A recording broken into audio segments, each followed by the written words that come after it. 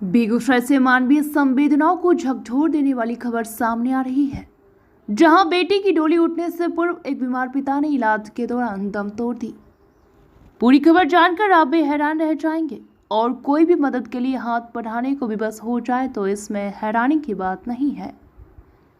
असल में बीमारी से पीड़ित करीब 42 वर्षीय एक युवक की मौत सोमवार की सुबह सदर अस्पताल में हो गई। इससे परिजनों पर दुखों का पहाड़ टूट पड़ा।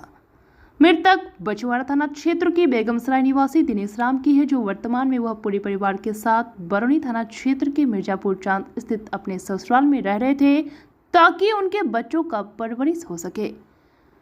उनका शव सदर अस्पताल में 8 घंटों तक इसलिए पड़ा रहा क्योंकि मृतक के अंतिम दाह संस्कार के लिए उस परिवार को एक पैसा भी नसीब नहीं था।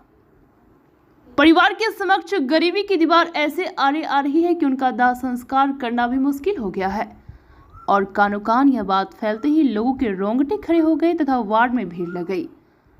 बेगूसराय जिला के बुद्धिजीवी ने फिर एक बार मानवता की मिसाल पेश की, जहां गरीबी और बीमारी की मार झेलते व्यक्ति की इलाज के दौरान सदर अस्पताल में मौत हो गई। हालात इस प्रकार थे कि ना तो इनके परिवार वाले के पास कोई साधन था, ना ही रुपए के अपने परिजन की अंतिम संस्कार कर सके। जैसे ही इस बात की जानकारी बीएनपी न्यूज के रिपोर्टर टीम को हाथ लगी तो रिपोर्टर ने सामाजिक दायित्व का निर्वहन करते हुए लोगों से आर्थिक मदद की अपील की और देखते ही देखते जिले के बुद्धिजीवी उन्हें अपनी मानवता दिखाते हुए मृत व्यक्ति के परिजनों को सहयोग करना शुरू कर दिया। अंतिम संस्कार के लिए सामाजिक स्तर से मदद देने के लिए लोग हाथ बढ़ाकर न केवल मानवीय संवेदना प्रकट की बल्कि भारतीय संस्कृति एवं संस्कार के मान सम्मान को भी बरकरार रखा। मानवता का मिसाल कायम करते हुए बुद्धिजीवियों में जिले के चर्चित सर्जन डॉक्टर अखिलेश कुमार, शिशु रोग विशेषज्ञ डॉक्टर संजय कुमार, शिशु रोग विशेषज्ञ डॉक्टर अरविंद कुमार, पेनेसवी अस्पताल के director doctor Vijendra Kumar, DPS school के डायरेक्टर कुंदन कुमार, सीटू नेता सजिला पार्षद अंजनी कुमार सिंह, राजद नेता मोहम्मद इकबाल, पोखरिया निवासी छात्र सन्नी कुमार एवं बहुजन क्रांति मोर्चा के प्रदेश संयोजक कुमार अंबुज ने मृतक के परिजनों को आर्थिक मदद करते हुए मृतक दिनेश के प्रति अपनी अपनी संवेदना प्रकट की तथा परिजनों को ढांढस बंधाया। बावजूद इसके एक पिता की बेटी के हाथ पीले करने का सपना हमेशा हमेशा के लिए अधूरा रह गया। आपको बताते चले कि मृतक दिनेश की बेटी की शादी 12 मई को निर्धारित थी और बेटी की शादी के 3 दिन पहले पिता की मौत से बेटी की शादी कैसे होगी, यह एक यक्ष प्रश्न बनकर खड़ा है। गरीबी की दंश और जिंदगी से हार चुके मृतक ने बेटी की शादी मंदिर में करने का निर्णय लिया था। शादी की तैयारी चल ही रही थी, लेकिन भाग्य को शायद यह मंजूर नहीं था। बेटी की शादी के अधूरे सपने लिए एक पिता सदा के लिए दुनिया को छोड़ गया। मृतक की पत्नी ने बताया है कि उसके पति बीमार चल रहे थे और परिवार के भरण पोषण के लिए वह दूसरे घर में जाकर बर्तन एवं घर की साफ सफाई कर परिवार चलाती आ रही थी। तभी उसके पति की तबीयत लगातार बिगड़ने लगी, जिसे इलाज के लिए सदर अस्पताल में भर्ती कराया था, जहां लगभग 1 सप्ताह तक चले इलाज के बाद सोमवार की अलह सुबह मौत हो गई।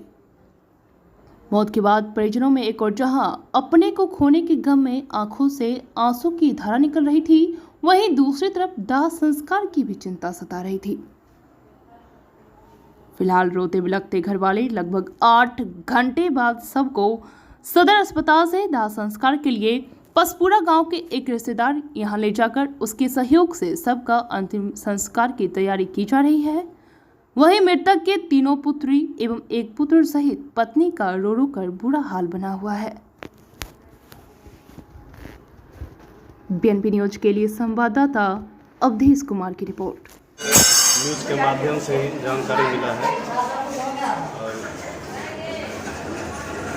इस सहायता से हमारे तरफ से जो भी मदद हो सकता था डायरेक्टर सर हैं वीरेंद्र सर, उनके द्वारा सूचना दी गई थी कि सदर अस्पताल में गरीब आदमी का देहांत हो गया है, उसमें कुछ मदद की आवश्यकता है। उसी ने उन्होंने हमको सूचना दिया था। हमारे यहाँ मनेशिया परिवार की तरफ से इस तरह का कार्यक्रम होते रहता है। मनेशिया हॉस्पिटल जो मनेशिया परिवार है ये सब मतलब इस प्रकार का जो है दुर्घटना घट जाती है तो उसमें हम लोग तत्पर रहते हैं सहायता करने के लिए। क्या नाम हुआ आपका? मेरा नाम रुपेश कुमार था। मतलब कहाँ से? हम ऐसे हॉस्पिटल का पूरा मार्केटिंग देखते हैं।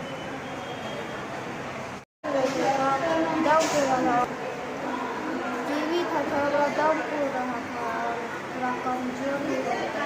जोर से बोलो। हाँ, उसके बाद क्या किए तुम? उसके बाद पहले भी बहुत बार इलाज किया तो ठीक हो गया था, ये बार समझ नहीं पाया। टीबी का तो इलाज सदर अस्पताल में चल रहा है, तो फिर मौत कैसे हुई? क्या दिन से भर्ती थी यहाँ पर? 6-7 दिन पहले। 7 दिन से यहाँ पर भर्ती हो। मुख्य रूप से क्या हो रहा था इनको? कष्ट क्या था? यही था, थोड़ा पूरा कमजोरी बहुत था। हाँ, शादी होने वाला था। किसका? मेरी बड़ी बहन का। जो मरे हैं उनका कौन है? जो मरे हैं और जो शादी जिनका होगा, दोनों में क्या रिश्ता था? पिता और बेटी का। और उन्हीं के बेटी की शादी होनी थी। हाँ, हाँ, विकलांग था। विकलांग है? क्या हुआ था? जब ट्रक चला रहा था एक्सीडेंट में? कब? 2012 में?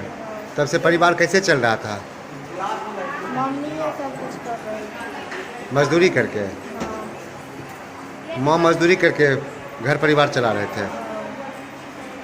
कितनी बहन हो? क्या भाई बहन हो? 4 भाई बहन। बहन कितना है? 3 बहन। एक भाई? हाँ, भाई का उम्र कितना है? वो 18। 18 साल। सबसे बड़ा वही है? हाँ, क्या नाम है उनका? दिनेश राम पापा का नाम दिनेश राम। दिनेश जो दिनेश राम। राम। हाँ, और उनके पिताजी का नाम? सुखदेव राम। सुखदेव राम। घर कहाँ हुआ? बेगम सराय बछवाड़ा। Ward number? 6 थाना? बछवाड़ा। बछवाड़ा। तुम्हारा क्या नाम है? वर्षा कुमार। 12 तारीख के बहन का शादी था मंदिर में। किसका शादी था? बड़ी बहन का। मंदिर में? हाँ, मतलब कैसे शादी कैसे हो रहा? कैसे कर रही थी? कैसे शादी का इंतजाम की थी?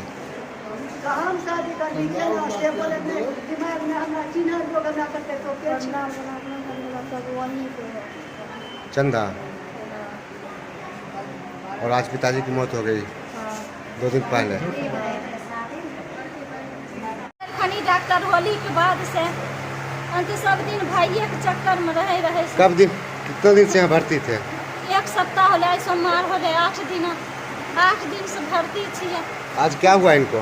और पानी एक पील के पैखाना हो रहे, पानी पील के साफ कर लिए। रात में खाना उना ठीक कर के पानी पील के नेम के बोला के ले लिए, ऑक्सीजन लगेली, सांस चले रहे, गलिए पैखाना और साफ करे, तब तक में खत्म हो गई। आज? हाँ, अभी 5:30 बजे में। आज सुबह में? हाँ, 5:30 बजे में पानी अब पिला के तब गलिए। कितने बाल बच्चा है आपको? 4 गो बाल बच्चा है, 3 गो लड़की है, 1 गो लड़का। अब इनका अंतिम संस्कार कैसे कीजिएगा? कैसे करबै? हमारा समझ में नहीं आबै छै, नहीं है घर दुआर छै हमारा। यही सब चंदा लड़ी कर के इधरे सिधरे जहाँ होते तहाँ घाट पर ले जाके संस्कार कर देबै। कने ने भौजाई लहरा में रह रहियै सब दिन बाल